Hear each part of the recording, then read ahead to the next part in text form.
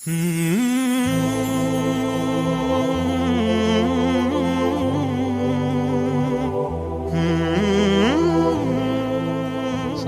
warahmatullahi wabarakatuh. Alhamdulillah, wassalatu wassalamu ala rasulillah wa ala alihi wa sahbihi wa mawalah. Pemirsa yang dimuliakan oleh Allah Subhanahu wa taala, kita sering mendengar kisruh ribut tentang permasalahan harta, yang bahkan ada yang sampai mempermasalahkan tentang pembagian beda jenis kelamin antara laki-laki dan perempuan. Dan ini sebenarnya sudah menjadi isu yang sangat klasik, ya.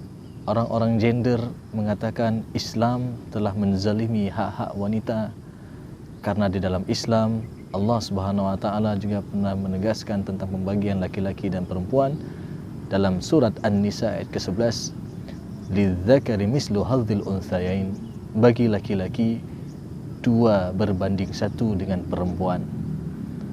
Namun jangan sampai kita selaku seorang mukmin bertanya, kenapa sih Allah menentukan bagian 2 banding 1 laki-laki dan perempuan? Jangan kita tanyakan dengan kalimat kenapa. Kalau kita tanya dengan kalimat kenapa, seakan-akan kita ada keinginan untuk merubah hukum Allah. Tapi sebenarnya yang harus kita tanyakan, apa hikmahnya daripada sebalik perintah Allah laki-laki 2 banding 1. Dan di antara hikmah-hikmahnya yang pertama, yang namanya laki-laki, dia wajib menafkahi keluarganya, wajib memberikan nafkah kepada anak-anaknya, kepada istrinya. Maksud kalimat wajib bagaimana? Ketika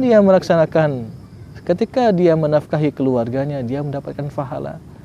Ketika dia tidak menafkahi keluarganya, dia bahkan berdosa. Namun bagi perempuan bagaimana? Perempuan tidak wajib untuk menafkahi keluarganya. Tetapi kalau dia mendapatkan keizinan daripada suaminya untuk bekerja, dan dia membantu keluarganya untuk menafkahi keluarganya, bahkan dia mendapatkan pahala sedekah. Subhanallah. Ini hikmah yang pertama. Dan hikmah yang kedua, kita ketahui bahwasanya kalau misalkan ada sebuah kasus di mana seseorang meninggal, harta yang ditinggalkan itu mencapai misalkan harta 300 juta. Sedangkan dia memiliki 1 orang anak laki-laki dan 1 orang anak perempuan. Yang mana laki-laki dia mendapatkan 200 juta dan perempuan mendapatkan 100 juta, 2 banding 1. Dan apa hikmahnya jikalau misalkan si laki-laki ini ingin menikah? Tentu saja dia akan membayar mahar dan persiapan pernikahannya sehingga hartanya ini menjadi berkurang. Katakanlah telah dia habiskan 100 juta untuk biaya persiapan menikah, tinggal 100 juta lagi untuk biaya setelah menikah. Sedangkan perempuan bagaimana? Perempuan misalkan adiknya tadi yang sebelumnya mendapatkan harta 100 juta, ketika dia dilamar oleh seorang laki-laki, bahkan dia mendapatkan lagi mahar dan lain sebagainya daripada pemberian suami. Dan ini adalah hikmah yang sangat luar biasa. Dan kalau kita melihat secara menyeluruh, pada hakikatnya pembagian ataupun kaedah 2 banding 1 antara laki-laki dan perempuan ini hanya berlaku pada 5 kasus saja.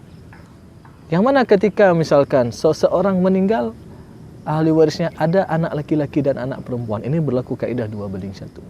Ataupun kalau dia tidak punya keturunan tapi yang ada cucu laki-laki dan cucu perempuan, ini berlaku 2 banding 1.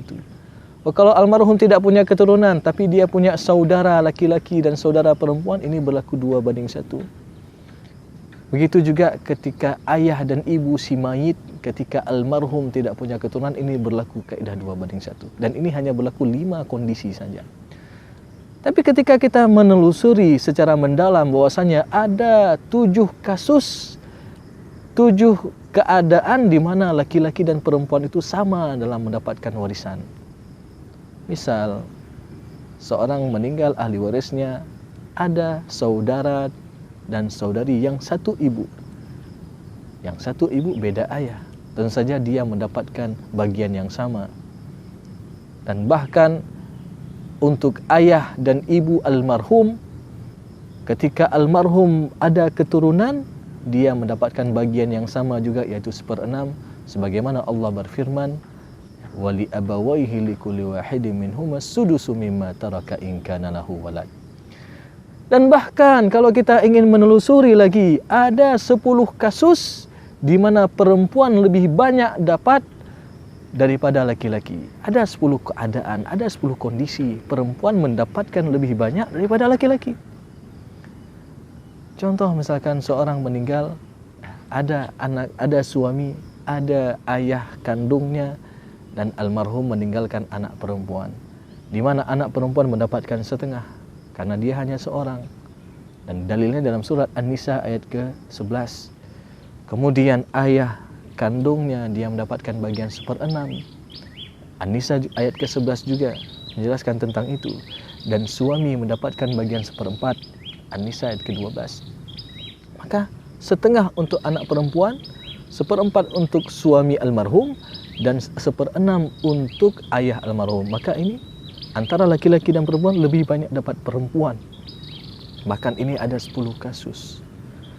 Dan bahkan terkadang dalam kondisi tertentu perempuan mendapatkan harta warisan, laki-laki tidak mendapatkan harta warisan. Dan ini terjadi ketika ada kasus seorang meninggal, ahli warisnya anak perempuan, ya.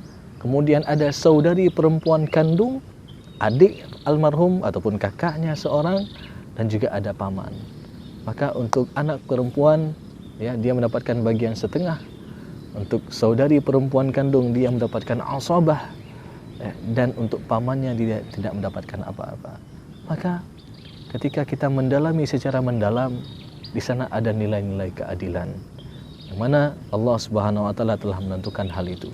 Dan ketika kita melaksanakan pembagian harta warisan sesuai dengan hukum Allah, di sana ada nilai ta'abbudi, ada nilai kepatuhan dan ibadah kita kepada Allah Subhanahu wa taala, sehingga harta-harta kita pun menjadi berkah, sehingga apa yang dikatakan oleh golongan orientalis, golongan liberalisme yang mengatakan Islam menzalimi hak wanita, ini bisa kita patahkan.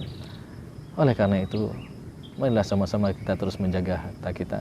Marilah sama-sama kita terus melaksanakan sesuai dengan hukum Allah, sesuai dengan syariat Allah. Mudah-mudahan harta kita pun bisa menjadi berkah adanya. Assalamualaikum warahmatullahi wabarakatuh.